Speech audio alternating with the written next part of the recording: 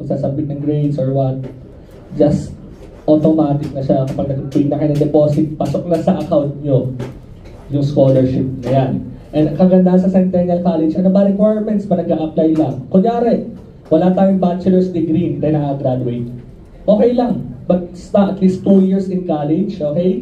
Kailangan lang namin ng iyong TOR ng college, grades, passport, diploma, nung high school, and TOR mo din ng high school, and then yung sinabi ko kanina, yung MOI or English as the letter of instruction.